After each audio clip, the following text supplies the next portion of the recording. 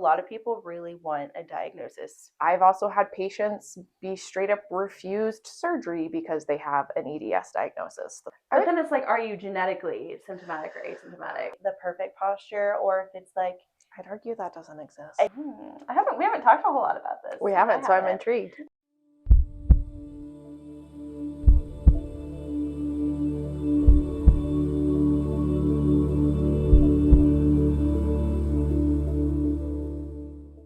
I'm Jenna. I'm Maeve. You may have seen us on social media. We work at Empowered Movement, Physical Therapy, and Wellness. I am the Hypermobile DPT, is what people know me by online. I'm MCT DPT, and you only know me because I'm affiliated with her now. Which is great. I'm excited to meet more people. Yeah. And today we are going to do a Q&A of the questions that we are commonly asked. It's myths versus facts of hypermobility. So there is definitely a difference between being hypermobile with symptoms versus just being hypermobile or having a greater range of motion in different joints. So just because you might be able to hyperextend something doesn't mean obviously that there's anything wrong. It's just that joint goes through a bigger range, but there's often a correlation, or can be a correlation, of that extra range of motion and other symptoms that come along with it. So if it's truly an issue in the connective tissue, that can cause a lot of issues elsewhere, right? Because your connective tissue runs through everywhere in your body. So that could cause other things to come along versus, oh, my joints just bend a bit more or have a bigger range of motion. So there are also instances of like trained hypermobility, so like pushing yourself into those ranges and gaining that increased range, which may not be just the baseline hypermobile that we're talking about. So again, just because you might have some of those musculoskeletal increases of range doesn't mean, you know, all of these other things apply. But if some of those other issues are coming up, probably related. I know people ask all the time, like, can you go from asymptomatic to symptomatic, and can you go from symptomatic to asymptomatic? Kind of. Well, like, you can become, but then it's like, are you genetically symptomatic or asymptomatic? Right. So I would say, like, obviously there's genetic testing for a certain type, but what I have seen or have worked with people is a common story I've had was I was super active. I did gymnastics, I danced, I cheered, I got sick, and now the coming back was more symptomatic of sort of global symptoms. So what I have thought, and I think there's some research or like anecdotal to like support that too, of like the training you were doing, even though like it was helpful, or you were good at it because of your hypermobility in some of those sports, but like you are keeping yourself strong. So some of those symptoms, like self-treating, you were self-treating without knowing. And then something could set it off to flare it or make it worse. Or if there's a big life change, like, I don't know, going to PT school where now you're sitting for 8 hours a day, and or any other type of like big change in how much you're training, like sometimes that can like set things off a little bit too. So you could be treating without knowing it. But then there's the overlap with MCAS and dysautonomia. So like where an illness sets off symptoms, and then you have all the like global symptoms, which leads to more pain, fatigue. That's what happened to me. Yeah. Mm-hmm.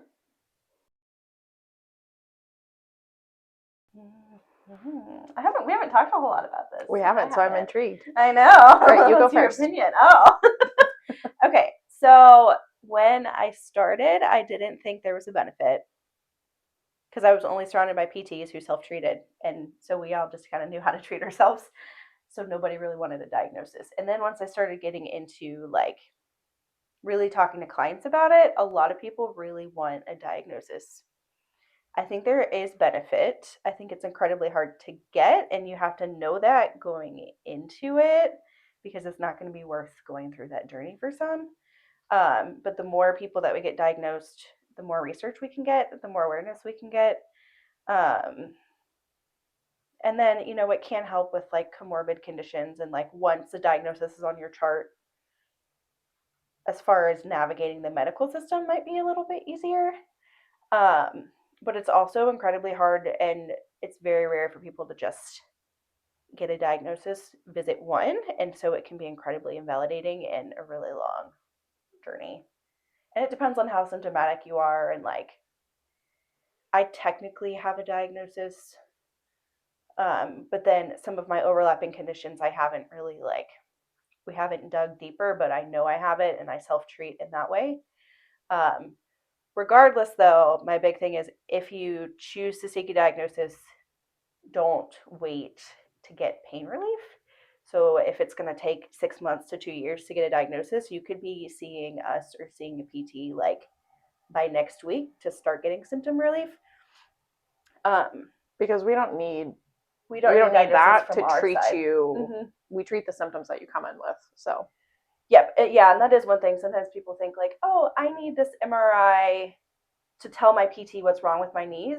We don't need that information. We aren't the experts at knowing how to like analyze movement and figure out what's going on with or without a medical diagnosis. It's more so the other condition. So if you choose to seek a diagnosis, make sure you're also going to PT or work with us. mostly agree. So Okay. good thing. Okay. Okay. I would say I know there's a lot of discourse on, and yeah, so there's a lot of discourse on, is this just becoming trendy? Everyone's saying they're this, da da da da da. What I say is one, this is a population who's been ignored and dismissed for decades. We've been told we're just anxious. We've just been told this is just what happens. So to have someone else saying these are trends and these things are connected can be a breath of relief of I don't have any medical diagnosis on the hypermobility spectrum. But I do some of these treatments as diagnostic of, oh, I put on those compression socks. I feel so much better. Mm-hmm. So again, I'm not, in a medical crisis that I need somebody to be super aware of this all of the time, right? So like, and that's where I fall on the spectrum, and that's okay. The other conversation I have with clients sometimes is we just don't know because things change so much. When it comes to like insurance and having a diagnosis on your history, we don't know what may or may not change as far as like being counted as a previous condition or a pre-existing something. I've also had patients be straight up refused surgery because they have an EDS diagnosis. The surgeon was like, I don't touch you. Like, I will not treat you. So, again, if you didn't have the diagnosis, they probably would have. There's also conversations of like, how would that surgery have gone, the outcomes, things like that. But there are some docs who won't treat you because you might mess up their stats. Like, like you may not have the optimal outcome. Still may be fine, but there's a higher risk. So they just straight up won't do it. So there's just things to think about, and that might be worth it. And, every person is different, but just the other side of the coin is there might be negative effects down the line, potentially insurance coverage, or we just don't know. Like, because again, there's not a ton of research. We don't know how it's going to be viewed in the future. So it's just something to think about. Yeah. And they are doing, what year is it? It's 2026. There's going to be new diagnostic criteria specifically for HEDS end of this year or beginning of next. So I've also encouraged some people that like ask me like this year, hey, I'm really thinking about pursuing this diagnosis. For some people, it might be worth, like, we're hoping to have a lot more clear guidelines by the end of the year. So then that might make it, just more clear or easier. Or some people might get undiagnosed, and that's okay too, because that doesn't change your symptoms that you're experiencing. It's just what bubble you fall under in the medical world. Um, In the terms of, in like PT world, again, we're always treating how you clinically present. So whether that diagnosis is there or it goes away, we're still going to treat you however it benefits you. So like we should. We we do. will. We will. The we is in this room. Exactly. And if your PT is not, then we're happy. Yes. we're happy to just chat. Yeah, help you find somebody. Once EDS was on her chart, she's getting more visits at PT covered by her insurance because it's not just hip pain that's not getting better. Yeah. It's like classified as like a chronic condition, and then they can also address neck, shoulder, hip because it's systemic. Okay. So that's one thing I didn't even that's cool. realize could be a benefit. Well, because that's been so tricky treating hypermobiles in a typical clinic is you don't fall into the framework. So. Right. And then it's like your neck pain pops up the next day, but you're only there for knee pain, so that's all they can look at. Right. And we're not fixing your knee in 8 visits. Right. So cool. Yes. So that's another. Yeah. Download our free flare day flow chart to walk you through basically my brain as far as what I do if I'm feeling a flare. Step 1, it's free, empoweredmovementpt.com. Otherwise, I would say more often than not, the answer is to move. And that's where most people, it's very counterintuitive because when you move or moved at some point in your life, multiple times through your life, you injured yourself and then your brain associates movement with pain. But I hear all the time, oh, I didn't expect doing this movement or really fatiguing my muscles to be the thing that makes me feel better. But when you're unstable, you have to stabilize and do some sort of active movement to get relief, which is also why like there is a time for passive modalities and massage and things, but we always want to add like an active component. There's also going to be times maybe you will try to move and then 5 minutes in your pain is feeling worse, and maybe specifically if you have like a migraine or like you're just feeling overall pain fatigue, then it's okay to stop. But you don't really know until you try it, and 5 minutes in you might feel better. So usually my thing is just to like try it. And I think too, recognizing again that move it's a huge dimmer switch, right? So we're not saying go for a run, we're not saying go for a long walk, we're not saying lift weights, maybe. But move can also just be, I'm going to focus on my diaphragmatic breathing. I'm going to do some supine stability, like laying on my back exercises, and test, oh, okay, that feels a little bit better. Because again, there's blood flow, there's a little bit of movement. Or again, a couple minutes in, you go, I don't feel any better. Great. Then no harm, no foul. You still got a little bit of movement to those joints or to some other joints. So yeah, it doesn't have to be this extreme, I have to do my 30-minute workout. Nope, just like find some way to move that maybe feels comfortable. And again, coming back to that sort of proximal stability tends to help most things. Or at the other end, like tends not to flare other things up. So like that's where we normally have people start. And again, if it isn't going the right direction, then you can just stop. That's okay. But yeah. And I encourage people to have like a flare day routine that is your go-to. Okay, when this happens, try it. This is what I'm going to do. And we can help you create that, or your physical therapist can help you create that. But having your go-to exercises for your specific pain points and how your body responds to pain relief can be really helpful. So our favorite answer in PT school and PT profession is it depends.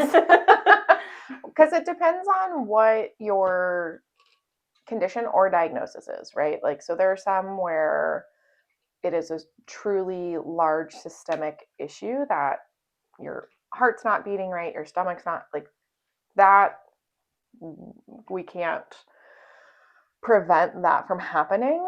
But there are some ways, again, depending on where you are on the spectrum, that self treatment and self management can be very helpful. I think a nice example of someone who has a diagnosis of POTS is Katie Ledecky.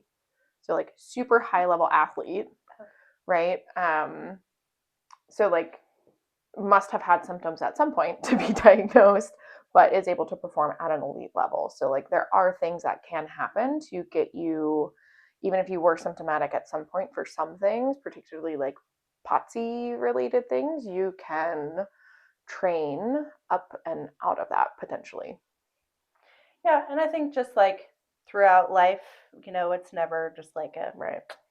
a linear path. Like we should just kind of expect ups and downs. So like there's going to be, if you're asymptomatic at some point, there's most likely, if you're intentionally working on it, maybe going to have some time where you have relief.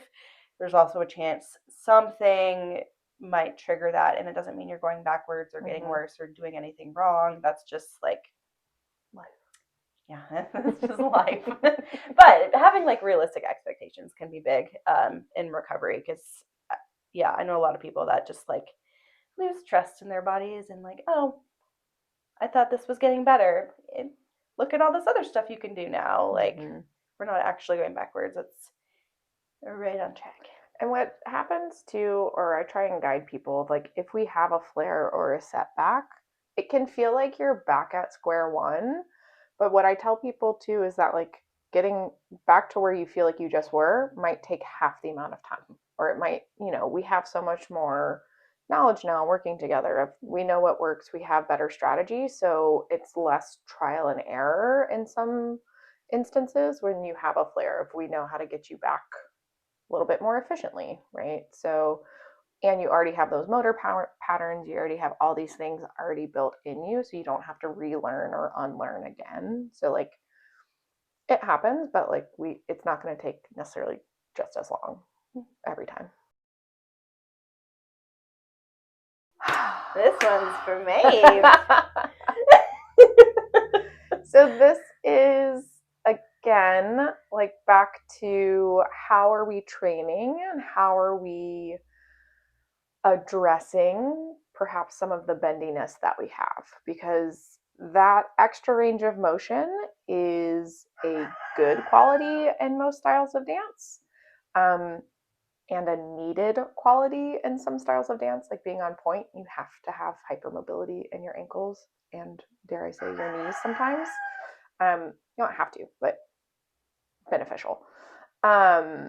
So one, recognizing it early, like as a dancer, or if it's your child in dance, do they have these party tricks of like, watch my shoulder do this, watch my hip do this?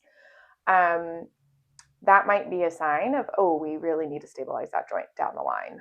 So again, just recognizing what is maybe beyond the standard deviations of normal for that demographic, and then finding that neutral and stabilizing in that neutral as early as we can, so that they can come back to that support when they need it. Because again, going into that hypermobility or going into that hyperextension is not necessarily bad. And like I said, some forms need it, but being able to come out of it when you mean to and going into it when you mean to. So it's very intentional versus this is my default. This is the only way I know how to stabilize. We need to find that center. So that one, we can maybe address pain down the line, and two, definitely protect the joints and the ligaments from having increased damage or being painful and symptomatic down the line. What she said.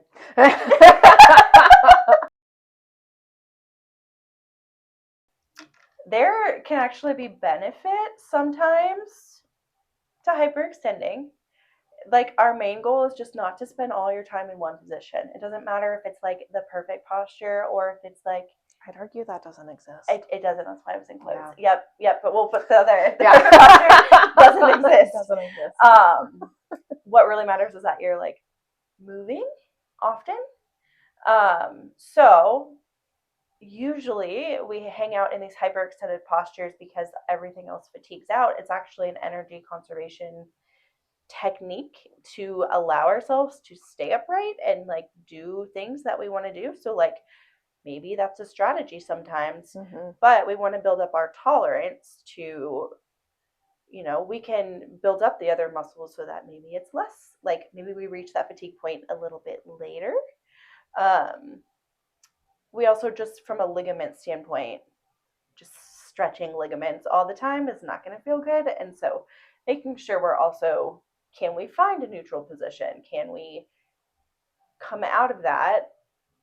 A lot of times, no matter how hard we try, like I know at least specifically for us, like we're pretty strong and we know where neutral is and we work on it and have worked on it for years. And I still catch myself occasionally like, oh, my knees are just like way back here. But usually it doesn't cause me pain anymore. I can recognize when it's happening and then I can fix it. And that's what I usually look for with clients is like, can you even recognize and fix this? But you also don't have to be so scared to come out of it. Yep. And it is okay to hyperextend. I think those are my biggest points of like, one, do you know when it's happening?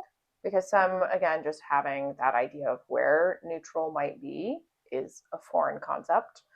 And then, can you safely move in and out of it?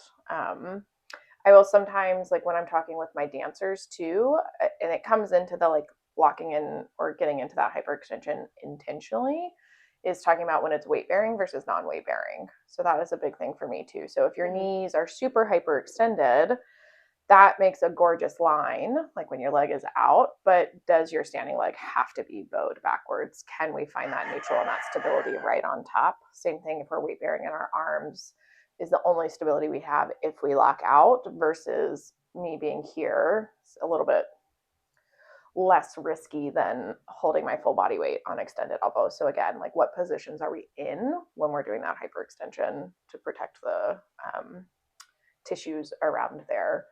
But it's really just that knowledge of like knowing when you're doing it and then knowing how to come out of it are the biggest ones. And if you want to like be able to, like if you can't control hyperextending in like more of a risky position, like the leg press or like, I don't know, push up or chest press type, or, where your hands are on the ground or your feet are on the ground, we have ways to slowly and progressively build you up to that. You don't have to immediately be like, oh, now I'm going to hold myself in this plank for like 30 seconds. That's going to be too much for some people. So we just have to find kind of your entry point and then we can build you up. And I think, whatever you want to do. Yeah. And I think that's a great point too, is sometimes we have to, for folks who have been existing through with relatively high levels of activity, of weightlifting or training or things like that, sometimes we have to take a couple steps back as far as like how much we're loading, not because you're not strong, but we just have to train other pathways first to then get you back to that higher level strengthening too. Because I know sometimes there's this idea of like, well, I'm just doing baby weights, or PTs only do TheraBands. And it's like, right, we have to start somewhere to find that information, but that doesn't negate the fact that if you want to lift really heavy, we can do that too. But you just got to find that neutral first. Yes. Well, let us know if you learned something new. And if you want us to do more Q&As, then drop all your questions below. Make sure you're following us on all the socials. The Hypermobile DPT, Mave, MCT DPT, and Empowered Movement PT. Thank you for watching. Should we have like a signature like? I don't know. Okay, bye. Okay, bye. Okay, bye.